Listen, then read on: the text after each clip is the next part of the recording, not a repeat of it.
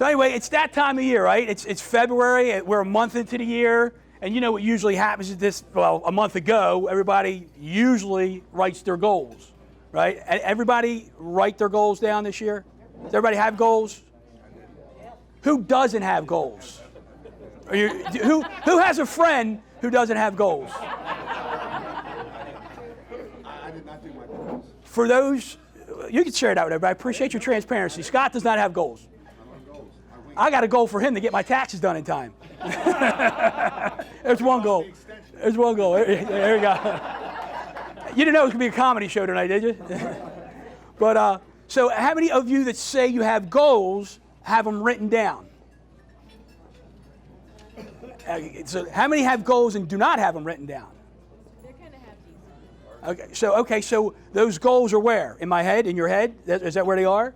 Okay. So the reason I want to talk about that, because usually January 1st of every year, or maybe right before that, everybody comes together or brings together a series of goals they might have. And typically what happens, or resolutions, let's call it a resolution sometimes, right? Because January 1st is really like a resolution day, but it really should be a goal, writing a goal day or setting a goal day. But what happens, I think, is within the first 2 weeks, I think the number is as high as like 87% of those New Year's resolutions fall by the wayside. That's a big number, right? So most of that reason is because these are stated resolutions instead of written goals. Then the next question I have for you is, where does a goal start? If you have a goal, where does it really start? You may have heard some of these personal growth authors or speakers, they talk about manifesting your destiny. And when I first heard that language, I'm like, how do you manifest your destiny? How does that happen? And I'm like, I thought it was kind of hocus pocus. And then I got to thinking about it. So a goal comes from what? A dream, they say. And then a dream comes from what? Typically a thought. So they say everything starts with a thought. So I guess, where I like to start is, obviously there's a big goal that I accomplished last year. And for those who don't know, I wrote a book. It took me 15 years to write it. Got published in November, and now we're out there, trying to get the book out there sold and to impact people. So that goal to write a book started out as a thought in like 2001, just a thought. Maybe I can write a goal. It was a thought. And then I started thinking about, what would it really be like to write a book? I started dreaming about it. And then it was in 2005 that I said, you know what? When you write a goal down, when you put it on paper, they said most of the time, for a goal to get accomplished, it has to be written down. So I'm like, the only way I'm going to do this, hold myself accountable, is to write this thing down. Can somebody turn that music down, if you don't mind? It's time out.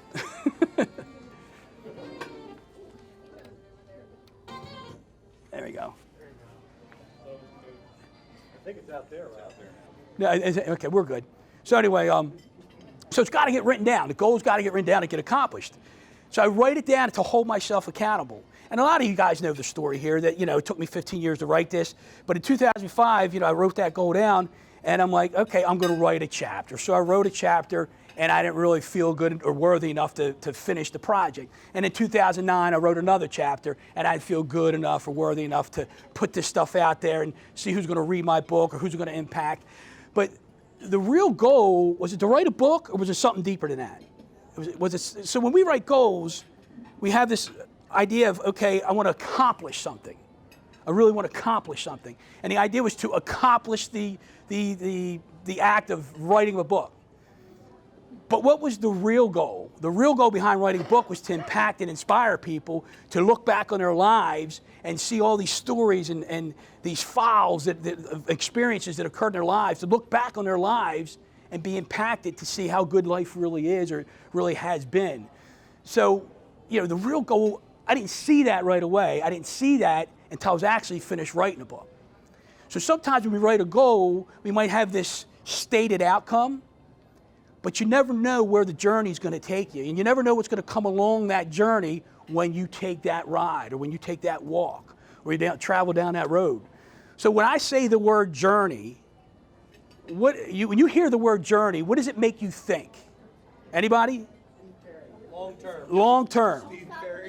Don't stop believing. There you go. I like that. I like that. Long term. What else? Joy. Joy. What else? Anyway, so a lot of times people think journey, it's a long road. And there's two ways I think that you can look at a journey. You look at the journey ahead, or you can look at the journey that you just took, the road you just walked down. And when I think about a journey, if I'm looking forward, I want to visualize what's ahead of me. You can't guarantee what's going to happen in front of you, but you can visualize it. And that's about that goal. You write that goal. So I visualize me going down this road, but usually that road is never straight. It's got these zigzags because, let's face it, sometimes God throws us a curveball, right? And then when you get to the end of that road and you look back, it's more of a reflection instead of a visualization. You reflect back on what just happened, and then you can see the way things kind of fell into place. And 9 times out of 10, you weren't expecting it to happen that way, but you can look at it and say, wow, it was supposed to happen that way.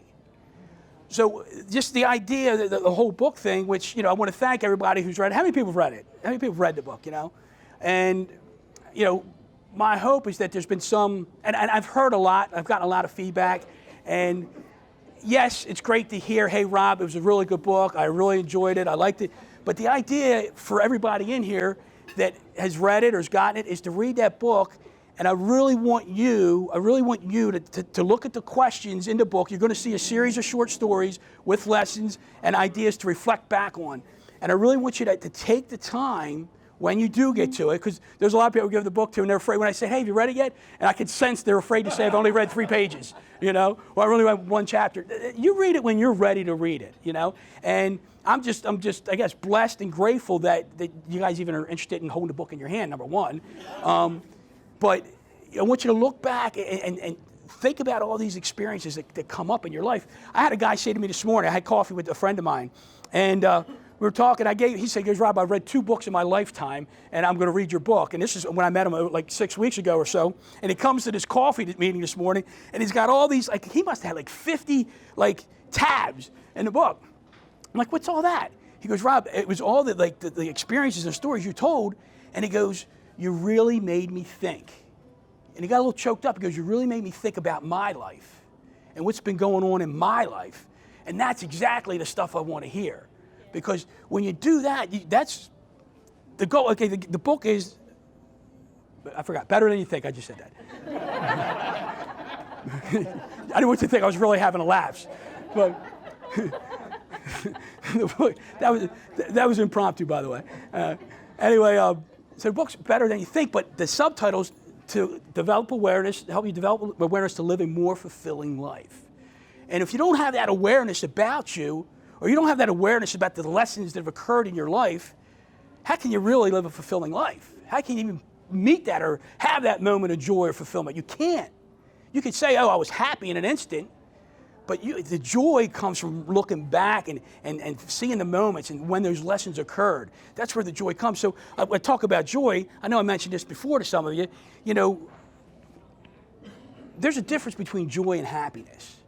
Has anybody ever experienced that? Do you know what I mean when I say that? It's kind of hard to decipher because you might think it's the same thing. But joy is something you really feel in your heart, and it's internal. And happiness is something from the external that happens to you, and you're happy in a moment, right? Or you could be happy for 3 weeks that somebody won the Super Bowl, the Chiefs won the Super Bowl. You could be happy. But joy, I felt joy in the moment for Andy Reid, just in that moment because he won his first Super Bowl. He's been around in the league for a long time. I was happy the Chiefs won, but I felt joy for him. So there's experiences in your lifetime where you're going to find joy. And the fact of the matter is, sometimes we might wake up and say, I'm going to go find joy today. I'm going to get fulfilled today. You can't, that's not going to happen because you can't go grasping for it or reaching for it. You can't. It just comes to you. It comes to you. And the idea is to be aware in the moment when it comes. And if you have a sharper awareness, if you're more in tune with things, you're going to recognize those moments when they come. And they're there in an instant and they're gone in an instant. And when you have that moment of joy, that's fulfilling. That's what we want. I can't impose my thoughts on you, but I got to believe we all want to live a life of fulfillment. I got to believe that. Am I wrong in saying that? Do we all want to live a life of fulfillment? So it's so cool to be able to experience that, and essentially it's a gift. It's really a gift. And what I didn't realize when I was writing this, the gifts come to us when we least expect it.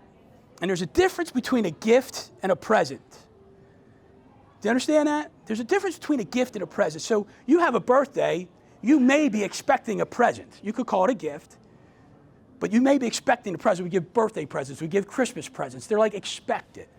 But a gift sometimes comes at you when you're least expecting it. And that's a gift. And a lot of times we say it's a blessing. And we have to recognize those gifts in the moment. And I didn't know that. I didn't know it until I was finished the book. I didn't know that I was going to be given a gift from the reflections I had until I was trying to come up with the title. And I think I explained to some of you here where the title came from. And just, I'll make it a short version. I had these 16 chapters, and I have this big whiteboard, and I had, the 16 one-word chapters, and to develop the whole process of writing the book, I wrote stories under each chapter title. So when it was all said and done, I'm looking at my board, and I got like 60 stories that I could talk about in the book. I don't know if there's 60 in there now after the edits, but there's all these stories. And I'm battling with the editor. She goes, Rob, we got to come up with a title. And I had a list of like 42 potential titles. And we were going through one by one, and she's highlighting, this is good, that's no good, this is good, that's no good. And I'm like, oh my gosh, I just want to write this. I said, you pick it for me, for God's sake, You pick it for me. And she goes, Rob, you can do this, you got to come up with a title. So I had like 2 or 3 days left before she says, Rob, if you don't get it to me at this date, we're not going to have it ready. And I got up one morning, and I'm sitting there, and I'm sitting at my home office desk, and I'm looking at this whiteboard with all these stories and the chapter titles. And I felt like God knocked me on my head. He goes, it just came to him like, oh my gosh. I'm looking at all these stories. I'm like, my life's better than I thought. And I'm like, there's the gift. It was right in that moment I got the gift of the reflection and ability to see that all these experiences and all these memories that I had made my life more fulfilling than I even gave it credit for. And the idea is, when you read this book, you got to pause. I know I'm the same way, like you got books with questions in it and exercises in it. I just want to read the book and then come back and revisit some of the exercises and questions. And what I know is this, I would say do that, but go back. Download the workbook, it's on the website. But go back and take a look at the questions and give yourself the gift of time to look back on your life, look back at each one of these chapters, and think about some of the experiences you had. And then, what were the lessons that you got out of those experiences? And look at that as a gift. The lessons are the gift. Because sometimes, look, there's good experiences, bad experiences, but any bad experience can breed a good result. Or it could breed a good gift or a good moment. So does it make it a bad experience? On the surface, maybe, but when you dig deeper, it's a good experience. And so you got to, if there was some tragedy, if there were some hardships, go down that road and find out what's good in that hardship. Go down a road and maybe take the time and write some gratitude out about that hardship you had and reflect on it. And I'd be willing to bet everybody in here, I probably said this at the last meeting, I'd be willing to bet everybody in here, if you reflected on your life and your experiences, you'll find that life's been better than you think. You'll find that. But if you don't go looking for it, you're not going to find it. So they say, look, if you want to go look for problems, you're going to find problems. If you want to go looking for money, you'll find money. If you want to go look for a fulfilling life, go find it because it's there. And you just got to recognize it in the moment. So, look, I love it was hard writing that book. It was the longest journey that I've been on. And it was a very scary journey for me. I was insecure while I was doing it. And it turned out that I received the gift from it. And when I say, and this might sound arrogant, I feel like I'm gifting to all those that read it, not the book itself, not the words itself, but the gift is for you to see that you all have an opportunity, if you pause and look back on your lives and really take a break and say, man, things are good. Things are really good. Even in the hardships, even in the good times, they're good. They're really good. Because life's not always great. When you see my notes, I write it's a good life because crap happens. It just happens. But it is good. We have a good life. Most of us had a really good life, and we don't recognize it. If we take that moment and do that, more good things will continue to happen. So I'll share this last thing with you. Some of you know this already. When my wife and I got married 23 and a half years ago, we took some dance lessons prior to the wedding. And, call me Twinkle Toes Fred Flintstone if you want. So we took some lessons and we did a waltz for our wedding song, but we haven't been ballroom dancing basically since. So for those of you who don't know, half of the profits from this book are going towards the Alzheimer's Association. My mom's got dementia. She got diagnosed 3 or 4 years ago, whatnot. And like all the years I've been in business, I really haven't had a dedicated charity to fund money to. I just give money here and there and everywhere. And I'm like, I want a cause. So I'm like, let me do that. Well, one of a friend of mine, an associate of mine from years back, she found about the book and she heard about some of the funds or profits going to Alzheimer's, and she calls me up. She goes, Rob, she goes, I'm so happy for you. I can't believe you're doing this. This is great. She goes, I'm so excited for you. She goes, I've been part of the Alzheimer's Association for a lot of years. And like, that's awesome. I said, I knew you had some association with it. She goes, you got to be a part of this. And I'm like, I'm happy to. I'm giving half the profits for the first year to Alzheimer's. She goes, no, you got to be a part of this. She goes, in fact, they have this memory ball every year, and I want you to be a part of it. I'm like, okay, I can help out. What would you like me to do? She goes, you need to dance. And I'm like, what? She goes, it's a Dancing with the Stars night. And they have so many dancers, and you dance with a professional, and you got to raise money. So I got to raise $25,000 by May 2nd. And I get to dance, right? So I started my dance lessons 2 weeks ago. Every week I'm going to post it.